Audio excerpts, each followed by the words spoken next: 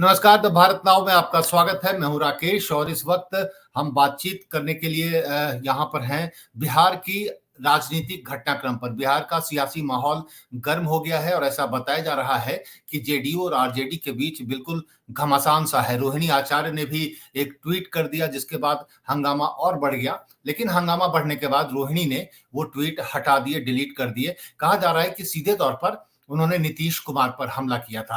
अब इस मुद्दे पर बात करने के लिए हमारे साथ जुड़ गए हैं सुनील जी हैं पटना से, डॉक्टर सुनील कुमार सिंह पूर्व प्रवक्ता हैं जेडीयू के, और इस वक्त हमारे साथ विश्लेषक के तौर पर जुड़े हैं, एनालिस्ट हैं हमारे साथ। संजीव जी भी हमारे साथ जुड़ेंगे और अतुल जी भी हमारे साथ होंगे, सीमा भी हमारे साथ होंगी। लेकिन उससे पहले सुनील जी, ये जो घमासान है बिहार में, इस पर आपकी पहली प्रतिक्रिया क्या है? क्या कहना चाहेंगे इस पर? देखिए, घमासान की चीज कोई एक दिन की नहीं है राकेश जी। विगत कुछ वर्षों से बड़ा दुर्भाग्य है कि बिहार की राजनीति एक व्यक्ति के दिमाग में क्या चल रहा है उसी के इर्द गिर्द घूम रही है। कौन मुख्यमंत्री होंगे, कौन मंत्री होंगे, कौन पार्टी के साथ कौन होगा, इसी में सारी जनता, सारे नेता, अमला जमला सब इसी में फंसा हुआ है और बिहार में विकासात्मक कार्य बैक सीट ले लिया है। तो देखिए, उसी क्रम में बिहार की राजनीति आप देख रहे हैं कि एक सस्पेंस मूवी का हम लोग विश्लेषण कर रहे हैं, पता नहीं। और इस सस्पेंस मूवी के एक एक सीन में क्या होगा, ये सस्पेंस मूवी का डायरेक्टर जानता है। डायरेक्टर अंतिम रील में खोलेगा कि क्या होना है। लेकिन कितने दफे, एक बात मैं बताता हूँ राकेश जी, कभी कभी सरप्राइज देने वाला बराबर खुद भी सरप्राइज हो जाता है। ये बात का ख्याल रहे।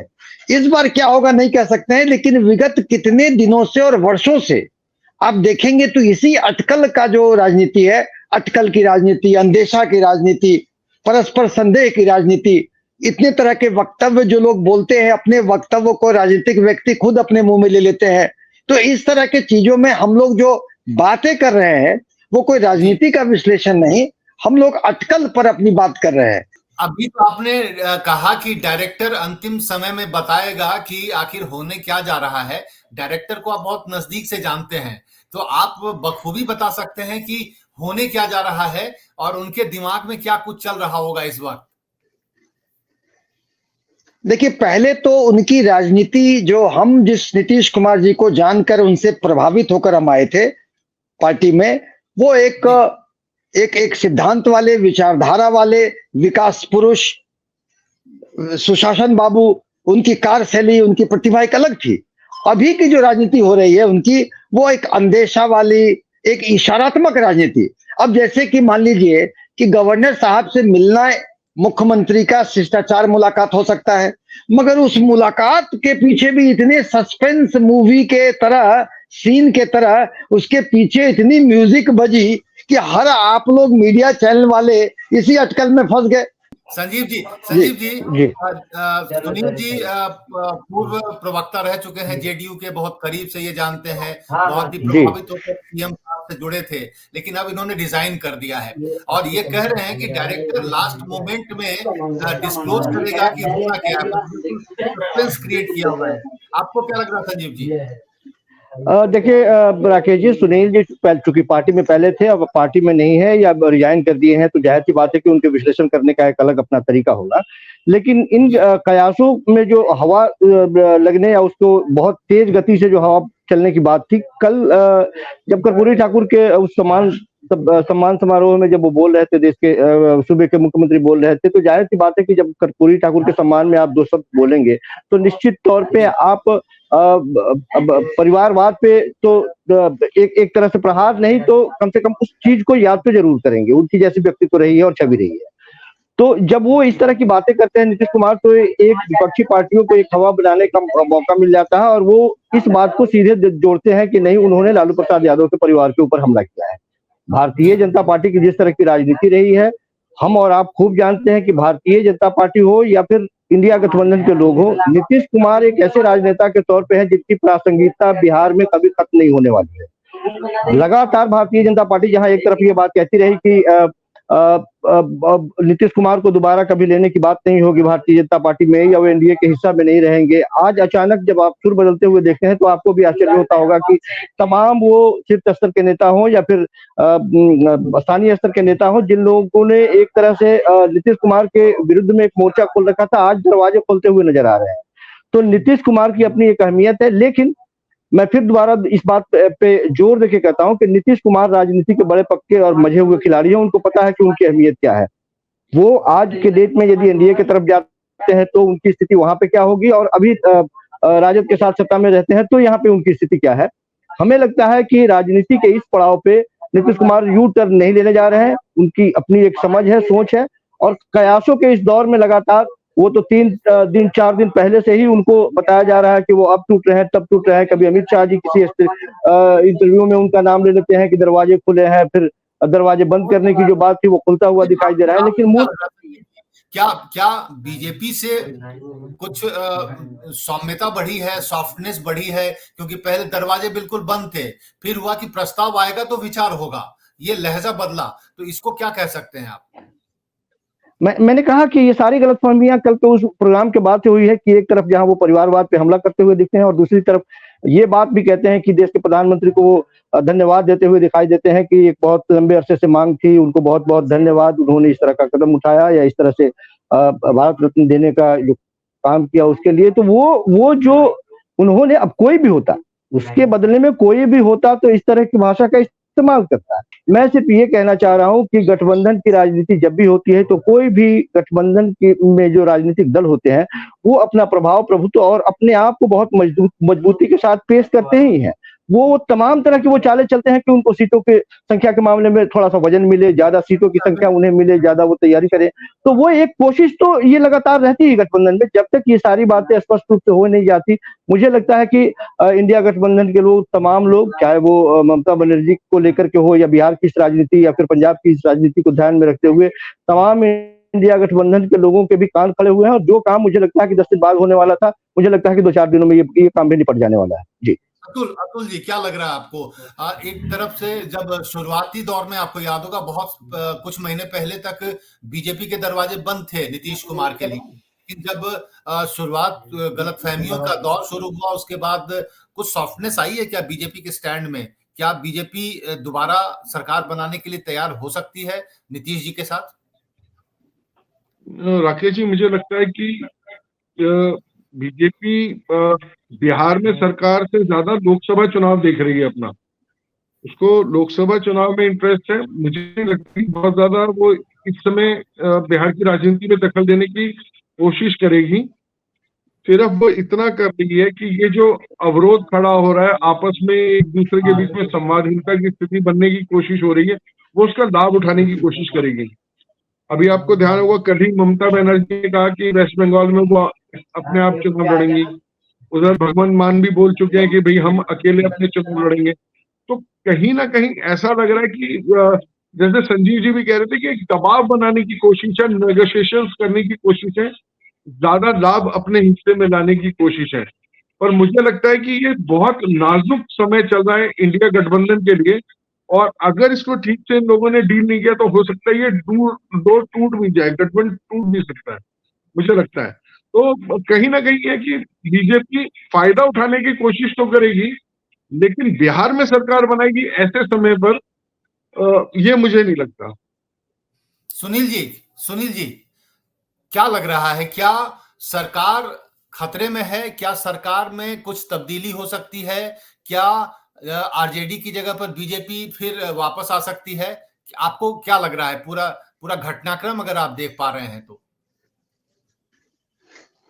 देखिए, मैंने जैसा कहा कि किसी भी घटनाक्रम को माननीय नीतीश कुमार जी का दिमाग और आकलन फेल कर सकता है, लेकिन हाँ 30% ठीक होने का चांसेस है।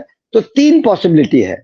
एक कि जेडीयू एंड बीजेपी साथ, फिर जेडीयू एंड आरजेडी साथ, या जेडीयू एकला चलो रे कर ले। तो ये 3 में 30% चांस ठीक होने का है। बाकी सारी बातें अटकलें हैं। जैसा मैंने कहा कि सस्पेंस फिल्म के डायरेक्टर अंतिम रील में बताएंगे कि सस्पेंस कैसे खत्म होगा। उस सस्पेंस फिल्म के डायरेक्टर को पता है, लेकिन ये संभावना कि जो सरप्राइज दे रहे हैं उनको भी कहीं सरप्राइज नहीं हो जाए और तेजस्वी यादव, क्योंकि आरजेडी भी तमाम घटनाक्रम के साथ हाथ पर हाथ धरे नहीं बैठी होगी, उसके निश्चित ही प्लान बी तैयार होंगे, ये मुझे लगता है। और वो प्लान बी के तहत आरजेडी को बहुत कम संख्या में एमएलए की जरूरत है, चाहे कुछ एमएलए को लेके उनसे रिजाइन करवाएं, चाहे अपने में मिलवाएं। अगर एंटी डिफेक्शन बिल लॉ लगता भी है तो जो एमएलए को रिजाइन करवाएंगे तो रिजाइन करवाने के बाद संख्या कम हो जाएगी, रिक्वायरमेंट, सरकार उनकी बन जाएगी, बाय इलेक्शन में उसको टिकट दे सकते हैं, उनको एमएलसी बना सकते हैं, मंत्री बना सकते हैं। और जैसा कि समाचार पत्रों में खबर था कि जेडीयू के पूर्व राष्ट्रीय अध्यक्ष ललन सिंह जी राजद के संपर्क में है। बिहार की राजनीति निश्चित ही आज के दिन में और अभी के समय में एक फ्लूइड स्टेट पर है। अटकल अंदेशा पर हम लोग बातें कर लें, संभावनाओं पर बात कर ले, लेकिन होने को राजनीतिक में कुछ भी हो सकता है। राकेश जी एक चीज और राकेश जी एक चीज और कि ये बता दें क्या होगा नहीं पता, लेकिन ये मैं कह सकता हूं कुछ न कुछ बड़ा होगा। जी राकेश जी। ठीक है सीमा, दो खबर है, एक है कि बैठक शुरू हो गई है जेडीयू की बैठक मुख्यमंत्री आवास पर, और एक खबर यह है कि सीएम ने कांग्रेस की यात्रा में जाने से मना किया है, वो मोदी की रैली में जाने को कह रहे हैं। इसको लेकर आपकी क्या प्रतिक्रिया है सीमा? देखिए मैं तो 2022 से देखना चाहूंगी, अभी से मतलब मुझे ऐसा लगता है कि जो भी हमारा घटनाक्रम और जो भी अफवाहें चल रही हैं पटना में, उसको आपको 2022 से देखना चाहिए। 2022 में जब सरकार बदली थी और महागठबंधन बना था, उस वक्त नीतीश कुमार ने क्या आरोप लगाए थे बीजेपी पे? बीजेपी पे आरोप ये था कि बीजेपी जेडीयू को तोड़ने की कोशिश कर रही, और इन आरोपों के साथ वो निकलकर तेजस्वी के साथ में आए थे। अगर वो आरोप सच थे तो ये बहुत मुश्किल है कि बीजेपी में वापस जाएंगे नीतीश कुमार, क्योंकि वहां बात विश्वास किया जाएगी। हालांकि नीतीश कुमार के बारे में कुछ भी कहना बहुत मुश्किल है, लेकिन दूसरी चीज जो मुझे लगता है वो है कि इस बार क्या इतनी आसानी से बीजेपी का जो राष्ट्रीय नेतृत्व है वो इन सब चीजों के राष्ट्रीय नेतृत्व जो है उनके प्रदेश नेतृत्व को मना पाएगा कि आप जो है जुड़ जाइए करके। क्योंकि जिस तरीके की सम्राट चौधरी ने अभी भी बयान दिया, उन्होंने कहा Nitish Kumar minus JDU is okay, but Nitish Kumar मुख्यमंत्री नहीं मंजूर है। उसी तरीके से जो है गिरिराज सिंह ने भी कह दिया कि नहीं, नीतीश कुमार के लिए दरवाजे बंद है। तो असल में जब भी केंद्रीय नेतृत्व का आदेश होता है ये मान तो जाते हैं, लेकिन इसके बाद इनकी अपनी जमीन बिहार में खो जाती है। तो इस बार ये चीज भी बीजेपी जरूर देखेगी, क्योंकि लोकसभा चुनाव में फायदा जरूर हो जाए, लेकिन अगर इस बार फिर से चले गए तो आप ये समझिएगा कि और 5 साल 10 साल पीछे चली जाएगी बीजेपी। बिहार में जो भी उसके लिए ग्राउंड में है वो भी खत्म हो जाएगा।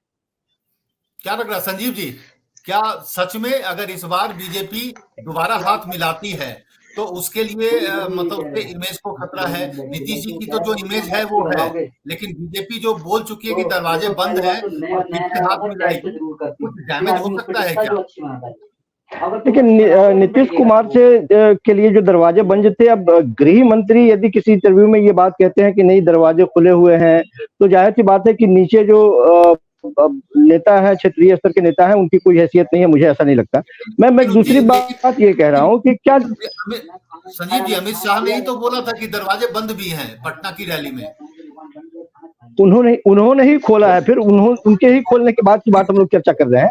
मैं ये कह रहा हूँ कि लाख टके का प्रश्न ये है कि क्या नीतीश कुमार दोबारा भारतीय जनता पार्टी के खेमे में जाएंगे, वो हाथ मिलाएंगे, क्योंकि उनको पता है कि जिस तरह से भारतीय जनता पार्टी ने उनको कमतर करने का प्रयास किया, जिस तरह से एलजेपी का इस्तेमाल किया और उनके बहुत सारे जीतने वाले कैंडिडेट्स को जिस तरह से हाशिए पे धकेल दिया, जो स्थिति उनकी बनी रही विधानसभा चुनाव में, या फिर जिस तरह से लोजपा का इस्तेमाल करके लोजपा को ही खत्म कर दिया, आज के वक्त में क्या स्थिति है। तो वो तमाम तरह की राजनीति पर वो बहुत पैनी निगाह रखने वाले लोगों में से है, और मुझे लगता है कि वो उनको पता है कि इस बार भारतीय जनता पार्टी का दामन वो थामते हैं तो पहले से भी ज्यादा बुरी स्थिति होगी। पहले से ही वो लगातार वो जो स्वाभिमान को भी गिरवी रख के यदि जाते हैं, जब इस तरह की बातें यदि प्रदेश अध्यक्ष कहते हो कि नहीं उनको माइनस कर लेना है, वो आ जाए, जेडीयू छोड़ के आ जाए, वो बीजेपी का सिंबल ज्वाइन कर ले, बीजेपी ज्वाइन कर ले, तभी उनकी एंट्री हो पाएगी। उस परिस्थिति में मुझे नहीं लगता कि वहां जाकर तो वो 2 दर्जे के नागरिक के तौर पर या नेता के तौर पर वो रहने जा रहे हैं। उससे तो कम से कम बहुत बेहतर स्थिति में वो आज है। तो इस कंडीशन में मुझे लगता है प्रॉब्लम क्या है कि जब इस समय लोकसभा के चुनाव के समय नीतीश कुमार ने जितनी सीटें जीती थी या निकाली थी, वो हम सब जानते हैं कि वो कई जगहों पे राजद से लड़के, कई जगहों पे, चूंकि वो उस समय एनडीए के हिस्से में हुआ करते थे, तो उस तरह से उनकी सीटें निकली। पेच यहाँ फंसता हुआ दिखाई दे रहा है कि किस तरह से इस पर सीटों का बंटवारा हो। मुझे लगता है कि इसी पेच के वजह से, वो जल्दी नहीं सुलझने की वजह से, इस तरह से कयासों के दौर को हवा मिलने की संभावनाएं बनी है, और वो लगातार जो हम देख रहे हैं। लेकिन मुझे इस सब के बावजूद मुझे लगता है कि नीतीश कुमार अपने जगह पे अटके रहेंगे। हाँ, राजनीति में स्थायी रूप से आप भी जानते हैं कि न कोई दुश्मन होता है, न दोस्त होता है। जहां कहीं भी संभावनाएं दिखती हैं और अपने वजूद को मजबूती के साथ आदमी महसूस करता है, पकड़ महसूस होती है, मुझे लगता है कि उसके हिसाब से लोग फैसले लेते हैं। लेकिन आज के वक्त में शायद नीतीश कुमार इस तरह से अलग राह पकड़ने के लिए कुछ नहीं सोच पाएंगे, मुझे ऐसा लगता है। सुनील जी, जैसे संजीव जी ने कहा कि क्षेत्रीय पार्टी की, मतलब कोई कितना भी कह दे कि नीतीश कुमार अप्रासंगिक होने जा रहे हैं, लेकिन उनकी प्रासंगिकता बनी रहेगी बिहार की राजनीति की अगर बात करें तो। आपको क्या लग रहा है, क्या दोबारा पलटी मारने का मतलब है कि दोबारा बीजेपी के साथ जाने के बाद क्या जेडीयू को नुकसान होगा या सिर्फ नीतीश कुमार को नुकसान होगा?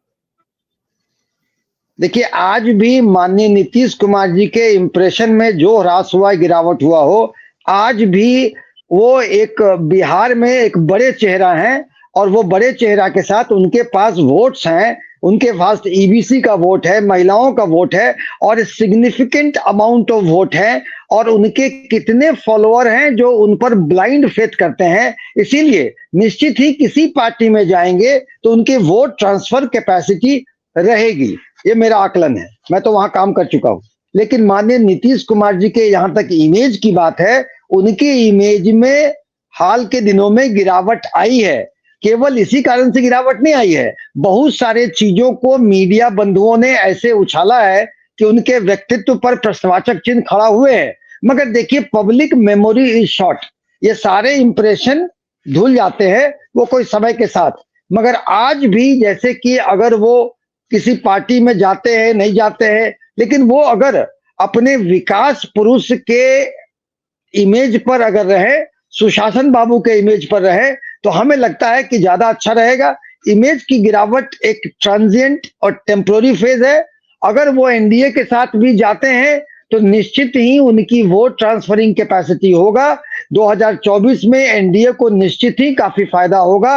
और दूसरा उसका इनडायरेक्ट इफेक्ट है कि इंडिया अलायंस, जिसके कि वो सूत्रधार और नायक रहे हैं, वो पैक ऑफ कार्ड्स की तरह, ताश के पत्तों की तरह ढह जाएगा। तो इनके एनडीए में जा निश्चित ही एनडीए के भाजपा का शीर्ष नेतृत्व जरूर चाहेगा कि वहां आ जाएं। एक तो इनके वोट मिलेंगे, शासन बदलेगा, और तीसरा कि इंडिया गठबंधन ध्वस्त हो जाएगा। इसलिए मेरा आकलन है कि इनको वहां से ले जाया जाएगा। इसलिए सीएम पद माइनस वो प्लस वो, ये क्या स्वरूप होगा, ये केंद्रीय नेतृत्व भाजपा का तय करेगा। अतुल जी, आपको क्या लगता है, क्या बीजेपी के लिए जनता दल यूनाइटेड का सहयोग लेना चुनाव में मजबूरी है? बीजेपी अपने बल पे चुनाव नहीं लड़ सकती या जीत नहीं सकती, कुछ ऐसा है क्या?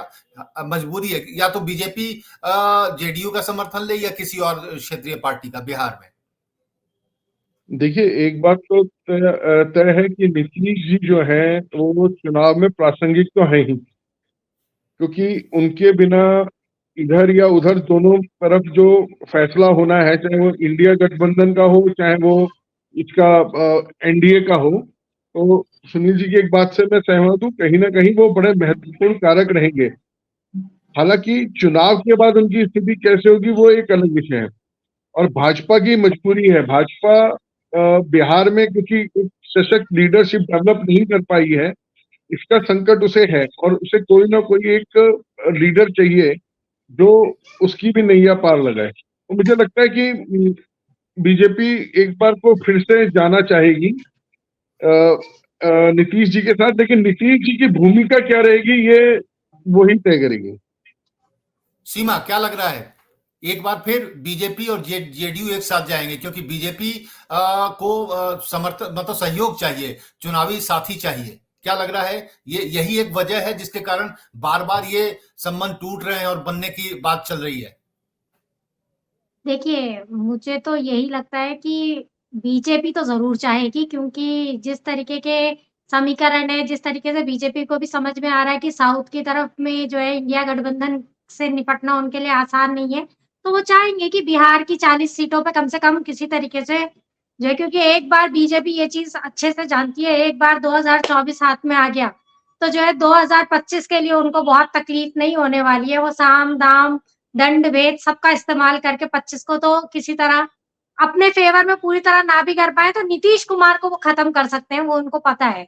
और यही चीज़ नीतीश कुमार को भी पता है। तो इसलिए मुझे ऐसा लगता है कि नीतीश कुमार भी बहुत आसानी से बीजेपी के साथ नहीं जाएँगे। जो बीजेपी ये कह रही है कि आप मुख्यमंत्री नहीं, कोई और मुख्यमंत्री का चेहरा, नीतीश कुमार ऐसी कोई गलती नहीं करेंगे। काफ़ी सीज़न्ड पॉलिटिशियन है और अच्छे से जानते हैं हवाओं का रुख। तो उनको पता है कि बीजेपी का अगला कदम उन्हें खत्म करना ही होगा, क्योंकि वो आरजेडी को खत्म नहीं कर सकती है बिहार में। और जब तक कि आरजेडी बीजेपी में से कोई एक, आरजेडी और जेडीयू में से कोई एक खत्म नहीं होगा बिहार में, तब तक बीजेपी के लिए वहां कोई जगह नहीं है, स्पेस ही नहीं है उनके लिए वहां।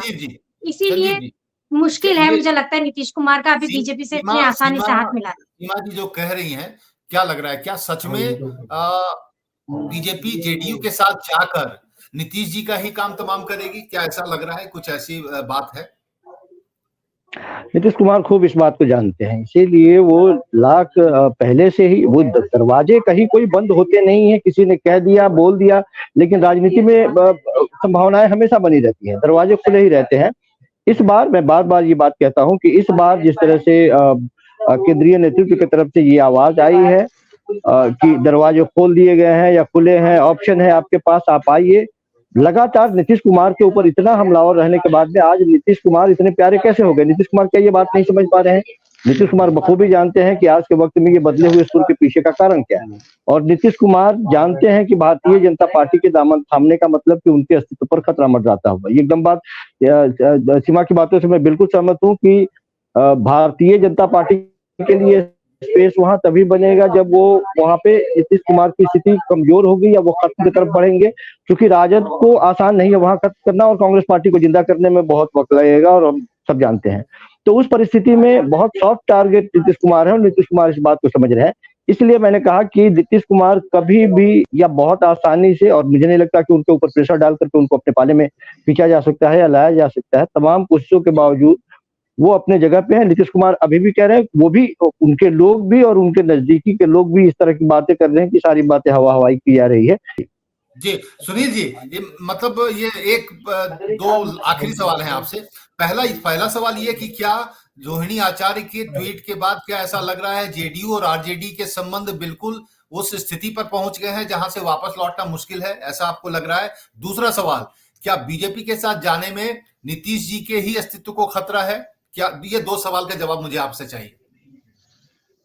देखिए, दूसरा सवाल पहले जवाब देंगे। नीतीश जी का अस्तित्व जो है ना, उनके अपने राजनीतिक सोच से है। उनकी राजनीतिक सोच और राजनीतिक विधा में माहिर है, तो उनके अस्तित्व को खतरा किसी तरफ नहीं होगा। वो जानते हैं कब मुड़ना है और किस बहाना से मुड़ना है। जैसे आपने कहा कि वो भाजपा जो एनडीए छोड़ के आए महागठबंधन में, तो उन्होंने कहा कि भाजपा हमारी पार्टी तोड़ना चाहती है। उसके लिए हमारे पूर्व राष्ट्रीय अध्यक्ष जो जदयू के थे आरसीपी सिंह सर को ब्लेम किया गया। जबकि देखिए, सभी लोग, हम लोग मान लिए, आप सभी पत्रकार लोग मान लिए, जनता भी मान गए।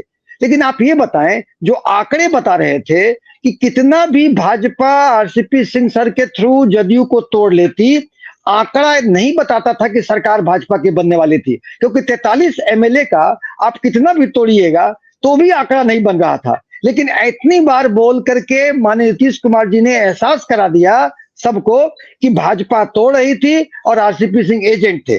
इस बार हम लोगों ने वही चीज एक पूर्व राष्ट्रीय अध्यक्ष को कहा।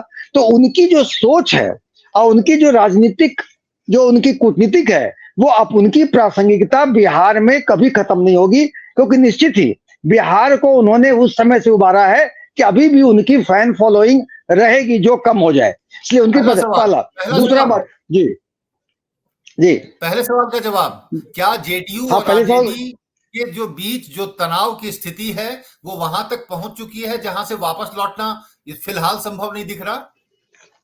देखिए, ये तो दिन बहुत दिन पहले ही आ गया था। आप बताएं कि राजद का कोई नेता क्या बिना आला कमान के मर्जी से इस तरह के भद्दे शब्दों का प्रयोग नीतीश कुमार जी के खिलाफ कर सकता है क्या? और नीतीश कुमार जी का जो व्यक्तित्व है वो इतना बर्दाश्त कर सकते हैं क्या? वो कैसे खून के घूंट पी के रह रहे होंगे, ये सहज अनुमान का विषय है। उनके बर्दाश्त की, टॉलरेंस की कैपेसिटी कितनी कम होगी। ठीक है, वो भी अपना एग्जिट देख रहे होंगे, कैसे निकले, क्या बहाना हो, क्या नहीं हो, वो अपनी जगह है। लेकिन इस तरह का राजद का नेतृत्व हमेशा, और राजद की जो संस्कृति है वो संस्कृति कभी भा सकता है क्या? अब वो क्यों गए उसमें, काहे गए, क्या उनके मन में था, इसका जवाब तो वही देंगे। लेकिन राजद के साथ कंफर्टेबल नहीं थे, कंफर्ट जोन। और अब तो उस तरह से आ गया कि रोहिणी आचार्य का जो आपने ट्वीट देखा वो डिलीट किया गया।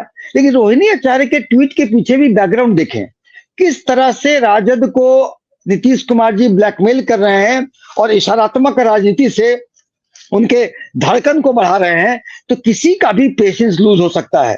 उस पेशेंस लूज होने में रोहिणी आचार्य नई नई राजनीतिक हुई होंगी, या राजनीतिक परिपक्वता नहीं है, उसने डिलीट करके अपना इमोशंस बाहर कर दिया।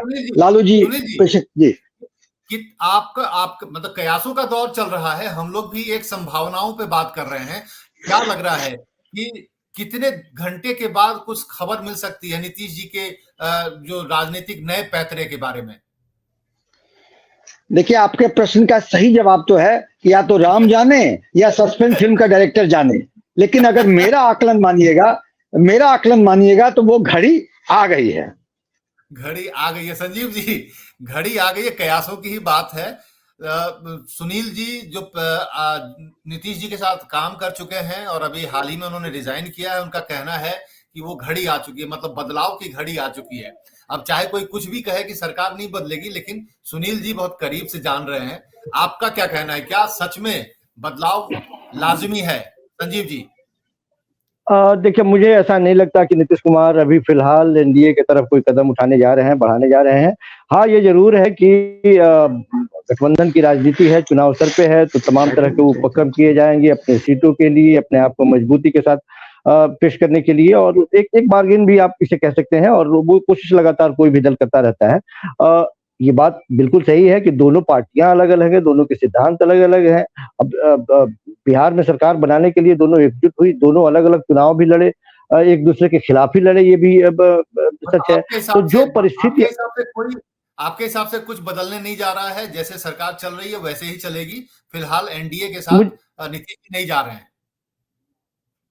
नहीं, मुझे ऐसा लगता है कि ये तमाम तरह की बातें चर्चा चलती रहेंगी, लेकिन वो अभी दामन नहीं छोड़ने जा रहे हैं अभी राजद का, और सरकार बनी रहेगी बिहार में मजबूती के साथ। क्या लग रहा है, संजीव जी को लग रहा है कि नीतीश जी बदलने नहीं जा रहे हैं? आपका क्या आकलन है, क्या सरकार बदलेगी? देखिए, मुझे तो नहीं लग रहा कि सरकार बदलेगी। तो आज मुझे नहीं लगता कि नीतीश कुमार इतनी बड़ी गलती करेंगे इस बार। मुझे लगता है कि वो काफी, मतलब देखिए, नीतीश कुमार का हमेशा से ये तरीका रहा है कि वो दबाव बनाए रखते हैं दोनों तरफ, चाहे वो बीजेपी के साथ हो, चाहे वो आरजेडी के साथ हो। उन्होंने दबाव हमेशा बना के रखा है। वो दबाव की टैक्टिस कर रहे हैं, और ये दबाव की टैक्टिस असल में अभी जो है वो इंडिया गठबंधन के ऊपर में है, क्योंकि सब लोग समझ रहे हैं कि अगर इंडिया गठबंधन से नीतीश माइनस हो जाएंगे तो बहुत बड़ा नुकसान है।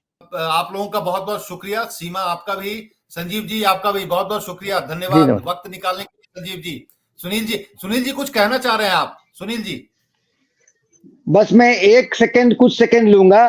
देखिए, मैं तो रह चुका हूं जदयू में। हमारी फितरत है कि अगर बस में हम बैठते हैं एक सीट पर, तो दूसरे सीट पर रुमाल रख देते हैं कि मेरा रहे। तो देखिए, अब रुमाल हटाने का समय आ गया है, रुमाल हटाएंगे, उस सीट पर बैठ जाएंगे। जी बहुत बहुत शुक्रिया, बहुत बहुत धन्यवाद। सुनील जी आपका भी, संजीव जी, सीमा जी, आप लोगों का बहुत बहुत शुक्रिया हमारे साथ जुड़ने के लिए, वक्त निकालने के लिए बहुत बहुत शुक्रिया आपका। तो फिलहाल इतना ही। संजीव जी और सुनील जी और सीमा जी तीनों हमारे साथ जुड़े थे, अतुल जी भी हमारे साथ थे। लेकिन जो बहुमत इस डिबेट में था कि सरकार नहीं बदलने जा रही है, नीतीश जी बीजेपी के साथ या एनडीए के साथ अभी नहीं जाएंगे, जैसे सरकार चल रही वैसे ही चलेगी। सिर्फ जनता दल यूनाइटेड से रिजाइन किए डॉक्टर सुनील कुमार सिंह ने कहा कि कुछ बड़ा होने जा रहा है, बदलाव का वक्त आ गया है। तो अब देखते हैं ये बदलाव कब होता है, इसका इंतजार करते हैं। फिलहाल इतना ही, नमस्कार।